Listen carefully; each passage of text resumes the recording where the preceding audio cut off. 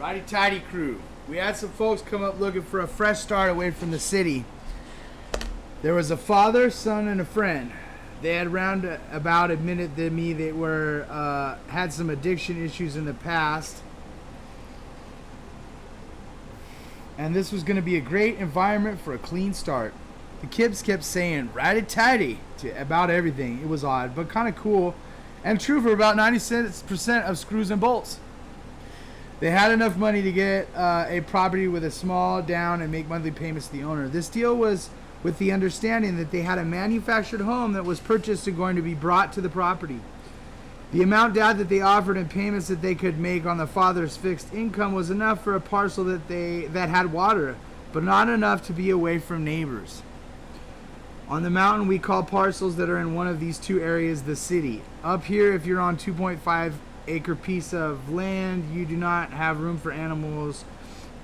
You do have room for animals and a small garden. However, you still may have all the issues of people do in the city living close to each other. Actually, you probably have more issues because everyone is armed up here except me, and there is a bit of an attitude.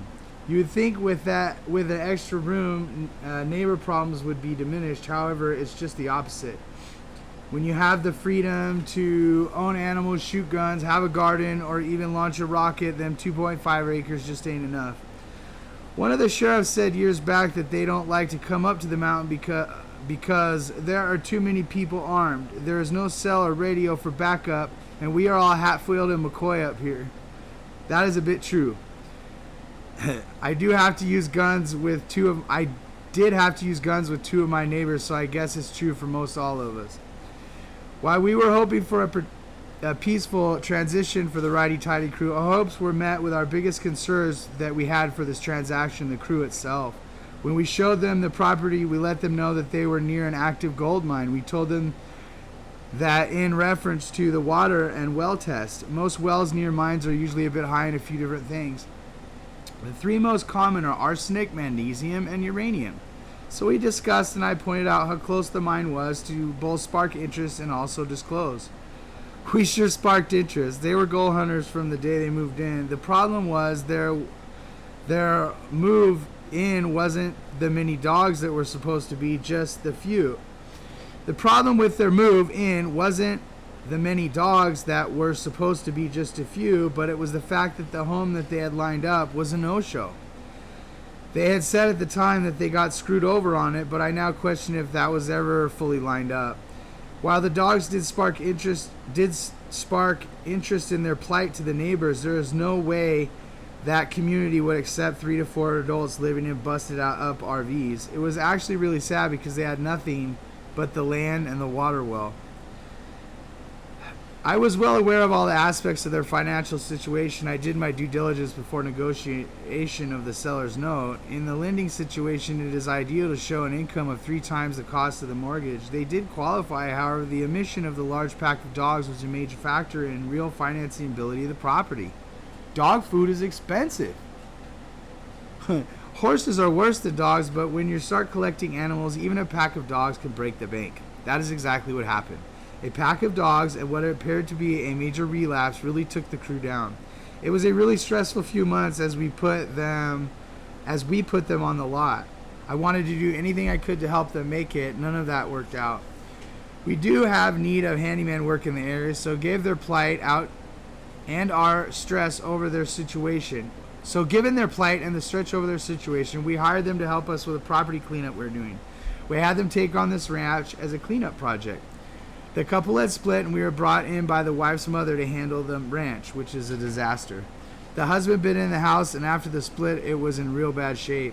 Even worse than the torn-up, stinky house was the 40 acres. This guy had been collecting car parts and had them strewn across the entire 40 acres. There was a pole barn with a full roof 20 foot in the air that would sway in the wind. The foundation and walls were made of adobe clay bricks and stones. We had to pull that down and clean up all the car parts and junk. While standing in the home, I asked the wife about the cows on the property. I said, "What's the deal with these cows? They're all the same age, different kinds, and no mamas." Right? The response was shocking. She said the ex was snagging babies from the herds, fattening them up on the property, and taking them down to Arvin to the Hispanic market. They were slaughtered. Oh, so this is the guy. So this guy is the cattle rustler we've been hearing about. It was a big to do at the time. As this cattle rustler made the local paper the fence post, and we were all on the lookout.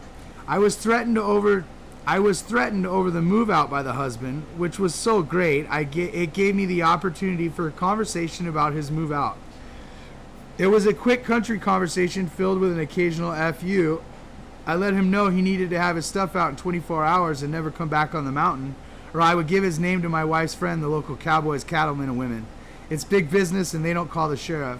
This guy was gone that day and never heard from again by me or my wife about his eviction and the new lease. We worked our asses off getting that ranch to a suitable condition for the family to rent. At the time, the market would not support a resale for the price the mothers needed, so we decided to list it for lease. We were able to find the perfect renter, a gal who was okay with the condition of the 40 acres. In the interim, if she could move in. We now had a family in the home and a mess on the acreage. The family that leased the home hired a local to help demo an old trailer left on the property, and that demo turned into a bigger mess. What was a travel trailer become a debris field. This was a perfect timing for us to offer some work, so in comes the righty-tighty crew. They can get that there done, sure. We showed back up 2 days later, and to our surprise, the entire debris field was still there, and they had just sorted everything that could be taken to the scrap metal yard. In fact, they were on a different part of the acreage looking at some fencing and car parts they figured were worth money on the scrap. When they show up, Wendy was pretty upset, and I can remember being a bit whiny about having to now do a bunch of cleanup, and also remember saying when we pulled up, I knew it. It's a tweaker thing to be a bit of a hoarder, especially if it's worth something for scrap. We got them helping us for the rest of the day. We paid for it, so we took some loads to the dump, and they filled their trailer with the good scrap. We all moved on from the job, and the plight of the tidy righty crew only grew. In the interim, the neighbors of the new RV settlement set up by the righty crew were about fed up. They had called the county code enforcement to report that there was a righty-tighty crew all camping out in old disgusting RVs on this little 2.5 or 3 acre lot with no septic. The property had a well but no septic tank and no water storage. We of course heard about the trouble, and we're trying to help them in any way we could as we were clients. It was really too bad that the manufactured home that they said they had didn't come through, as this camp life was unsustainable.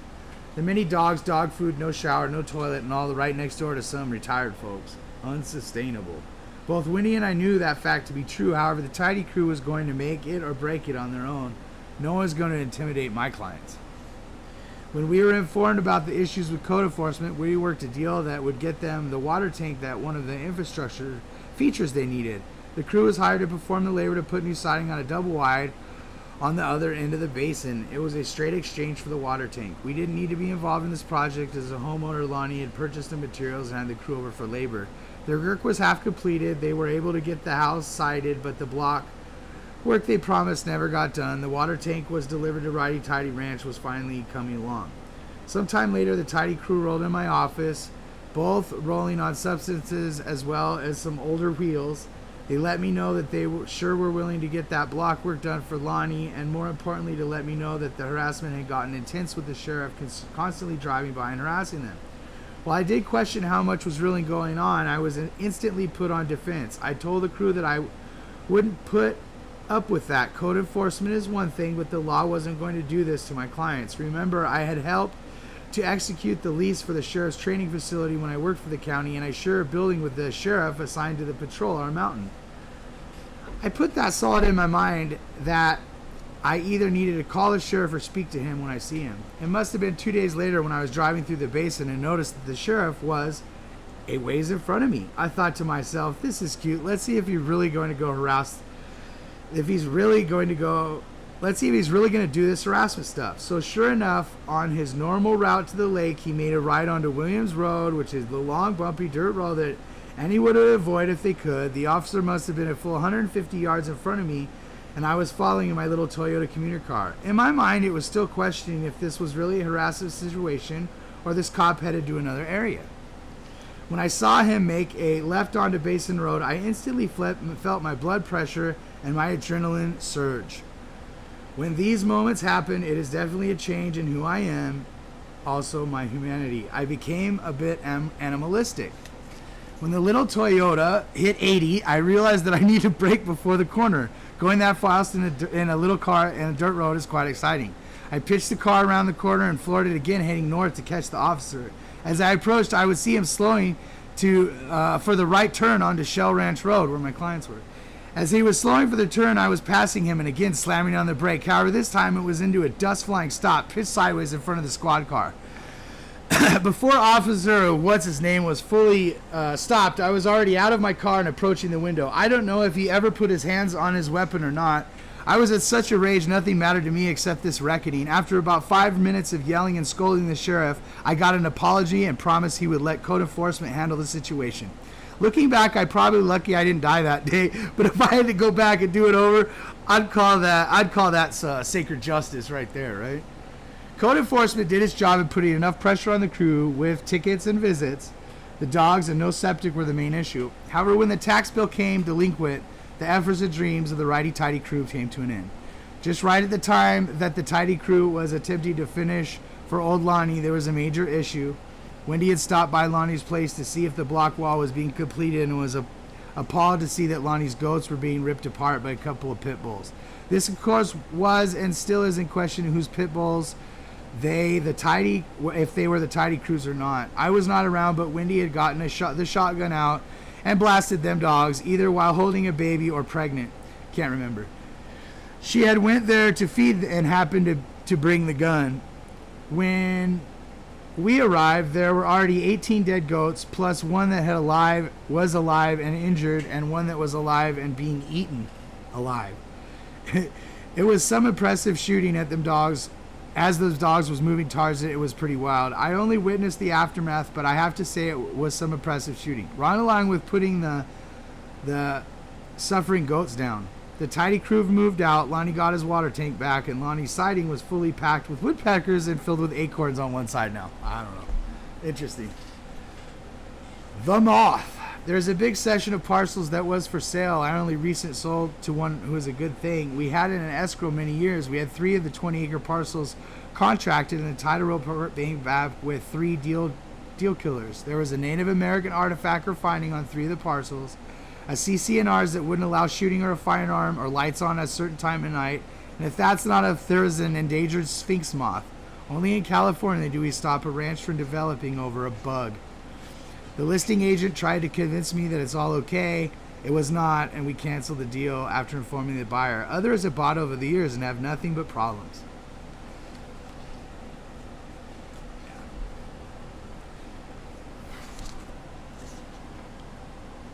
This next one's kind of fun. Ass in the mud. It's bad enough when you don't get paid, but when people take advantage of you, it's hard to keep composure, especially in our Old West environment. Good thing I have a wife with a gun. Haha. Not really. We had shopped with this couple for so long. They wanted a parcel to get away and enjoy. I can remember the man being a tall, slender guy who drove an oversized dueler pickup truck. He was sure proud of this new beast of a vehicle. We must have spent 3 Saturdays with these low-life people. I think it was Saturday afternoon when we got a call at my office that this guy saying that he was at this parcel for sale and he needed our help. He had apparently gotten stuck in the mud and was calling us hoping we would come winch him out with our Jeep. We grabbed the Jeep keys and headed out. For us... Come on. For us, exciting to think that this couple had finally found a piece of property they wanted to buy. We showed up and gave a good hour of work with the Jeep winching and assessing. However, the Jeep had no chance with this thing. The truck was stuck in the mud to the top of the bed. With all the weight of the giant dually truck there, we were just pulling the Jeep around. It was really frustrating as the apparent buyer was very pushy about us overusing the Jeep, and I finally had to say no way. We offered to take him out to the office to call a tow truck. While on the ride, Wendy inquires about the property and if they were checking it out and why they were off-roading all over it. It was ridiculous what he was doing with his stupid truck. They were made for hauling, not off-roading in the mud. It was awkward to be driving and hear this guy skirt around the question. They just said, well, we put an offer in on the listing agent and we're in escrow. I stopped the Jeep and said to this guy, "What the F? Why wouldn't you use us? Get out." He refused to get out and pleaded that he didn't know better. I said, "Why aren't you calling the agent you used from the city? Why should I help you?" This ass got so worked up and excited, he spit his dentures out trying to mouth back. He was so frazzled that he lost his teeth. It gets better. We go to the office and was belly aching over being stuck on the mountain with a special needs kid they brought up for the weekend. I was furious at this point and keeping my distance. This idiot wouldn't or couldn't afford a real tow truck to come, as it is very expensive. Wendy, out of the grace of her heart, and more for the kid, because we're mad at this guy at this point. I mean, he went around us, didn't use us, arranged for the mountain crew to take care of this. It was okay with her lining up some locals to help, with the promise he would pay them when done, so we didn't have to be involved any further. I thought it would be good for at least someone on the mountain to make money off this idiot, and if it would be far less than the $1,500 to $2,000 or so a regular tow would have been. Wendy arranged for Dream, of friends of ours, to help Nate and other friends, as they also had Big Cody there. The three of them worked for hours digging and pulling with Cody's off-road truck. Nothing was working.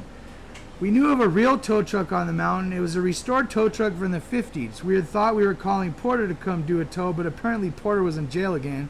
So there was a guy named Booger who was running it. I did ask him one time, "So your name's Booger?" ? And he said, "Yeah, you got a problem with it?" I responded, "Nope." The now 4-man crew with a tow truck worked over a night and into the next day to get it done for this guy. It was a big deal, and when Wendy called to make sure the guy paid the small crew, we were both shocked to hear the ass refused to come up with the $500. So cheap, 4 people digging for 4 hours in a tow truck. I think I said, "I told you not to trust that ass," and if I didn't say that, I should have. It was infuriating to get stiffed by a client for a couple grand, then get used, and then hear he stiffed the hard-working kids that dug all night. Hell no. That wasn't going to happen. This was Wendy's reputation now. Now we were both headed down to the property in one hell of a hurry to catch this guy before he left town. We showed up and it was instantly hated. Wendy got out of her car and told me to stay back. It is usually best when I stay out of things because I lose my cool. She walked right up to this idiot and his wife. He was a bit drunk and standing uphill from us. As Wendy approached him, they were yelling back and forth. His wife was super drunk on wine and yelling, "I thought we were going to be friends." We're yelling back, "You don't F over your friends. You don't screw friends over in business. You pay friends you hire." He was claiming we were extorting him. Can you believe that? He stood there with a gun on his hip, trying to look down at Wendy with some authority, like a gun scares her. She had her 9mm and wasn't drunk. I do wonder if there was a part of Wendy that wanted to draw on that idiot. I bet he thought that gun was going to allow him to keep his few $100s. I don't remember what was exactly around $500, but Wendy walked away with that money. Everyone got paid and we got nothing but this fun story. Woohoo! Ass in the mud, for sure, that guy. True colors showed on that guy. COVID escape. We sold a place to some folks moving out of the city right when COVID hit. They had a business downtown LA and were getting family out of the crazy. They found this perfect spot for a new ranch, and they were getting a place that was built back in the 50s, poured from solid concrete. The home is 2 stories and is perfectly perched above Caliente Creek. The ranch is 147 acres and was originally used for cattle ranching and gold mining. The topography is a bit steep in some spots, but you usually get that with big properties, especially this one, in this area. The seller of this place was a couple who did heavy equipment operations, so the property had many tractors and good country stuff on it. Well, according to the seller. The buyer just wanted it in the contract that all the shit gets cleaned up. The seller made a valiant effort, and Sacred Mountain filled in to cover the rest. I received a good commission on the deal. It was going to be my best, and if you consider the gross, it was pretty good. But the net was not so nice, as we spent half of it making things right.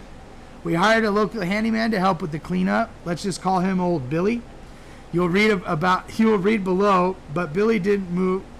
You will read below, but Billy didn't move at the speed we needed for the particular cleanup job. We had just parted ways with Billy on this super picker pile cleanup of a ranch. In the escrow negotiations, there was a deck that was disclosed to be to code and approved. However, it was shocking to me that 8 inches of concrete could be suspended in the air on a few half-inch lag bolts into some other concrete. I, of course, said I would fix it to close escrow and get over the last hurdle. I had another contractor that I sold a place to at 7,000 feet. Howard come by to look at this nightmare. He agreed on his own that to bring it to code, it needed a header at least 4x6 to match the other side. It needs 6x12s. 6x12s. Huge pieces of wood. That's what we had to do for the header. We ended up putting in giant 6x12 beams that required we dig footings and get it all on large lumber. What a job. It ended up costing us approximately $10,000. Half the commission to fix the deck, finish the yard cleanup. I was well into my CTE concussion issues and couldn't run a jackhammer. My 80-year-old father still outworks me, and it's not sad for me. The old bastard just doesn't stop. With the help of my parents and a chunk of cash, we finished the job and proved after a well-fixed deck shoring, pond clearing, heavy equipment repair and operation, house cleaning, main electrical line fix, and main panel fix, I think we did very well on only spending $10,000. While I'm proud of the work that I did, I'm not complaining by any means. The people that bought were cool. I put are cool, but man, they're mad at me right now. I don't even know why. I appropriated the seller's business as well as the new neighbors. Originally, the family was shopping for an extra parcel to do ranching, a real farm-to-table operation. Living in downtown LA, they at the time could see the real need for organic good farm-raised animals. There we go. We had a parcel lined up for them, and we just could not get it through escrow. There was a problem with the old school being in the dumpster manufactured home. With the old school should be in a dumpster manufactured home. The home had a value of zero, even less, it had to be hauled away. The problem wasn't the home itself, but the legality of the home on the title report. The parcel was brought at a tax sale, but that didn't transfer the manufactured home with the HCD. It did legally transfer it, but it took me over a year to get approved for it with the state, HCD, or Housing Community Development. When I finally approved, the seller decided to keep the effing places. COVID was now going. The prospective buyer went from wanting to buy a small farm to wanting to move out of LA and buy a big farm. They found this 147 acres, were able to see past the car parts to what they have now, which is a great farm with about every animal you can think of. Farming is awesome an endeavor as long as you don't bank your livelihood on it. It was interesting because they were moving out of LA. There were riots happening, and they said they were leaving. There were fires in the alleys, and they headed out of downtown. No more riots and no more COVID. That bullshit don't really affect us up here. The deck was reinforced, is nice. They used the top for their family. Thank God for the oversized supports. The beneath was used for goats, and now they have chickens or something in there. I don't know. That being said, true colors fly with people. All of that money that I spent on that house and all of that I did for them, they recently told me that, anyways, they don't like me very much, which is crazy because I spent 10 grand to make their house right. So anyways, whatever. We move on to old Billy. This is funny. Okay, Billy is one hell of a character on the mountain. We were new to meet Billy in the old COVID escape job, and he sure wasn't going to get all the equipment and tools cleaned up. He sure was going to get all this equipment and tools cleaned up. I should have known that would have had a value of yard art issue with some of the same characteristics of mentioned tidy crew. The work started wasn't going on any sort of business speed, more a good old country boy speed, considering every item has value, can be recycled, or can still run. That job didn't go so good for us or old Billy. That was the job above I was reading about. Billy really isn't that old. However, his Old West style warrants the prefix of old. About when Billy and the new owners were done with each other, when when old Billy told us of one of his old childhood stories. You see, old Billy was old enough to grow up in the old cabin on the edge of the road creek and adjacent to the old gold prospecting center. They are old abandoned corrugated melding buildings, and at the edge was where the caretaker must have lived. That old caretaker place was put there because of the spring that was flowing just feet away. It was interesting to hear about the spring as we drove right by it all the time and didn't notice it. Billy then said, "You know that there, right there, is that old Indian burial site." Our response was, "Really? That's so cool." He then let us know that when he was a youngster, he would dig up them old Indian bones and look for the beads. before we'd even respond, and I really don't know how long we were standing there with our mouths open, but I think it was Wendy that inquired about the beads. The story was that a few years earlier there was an Indian witch, which shaman probably, that lived there. Billy let us know that the cowboys back then, which I'm assuming wasn't that long ago, would have no part of that. So they went ahead and burned her. Again, my mind is saying, what the F? And Wendy later told me she was offended that, first, the witch was burned. Second, that she was called a witch, not a shaman. I can remember asking Billy if he thought he had any sort of curse on him. He said, shoot, nah. He's got it great.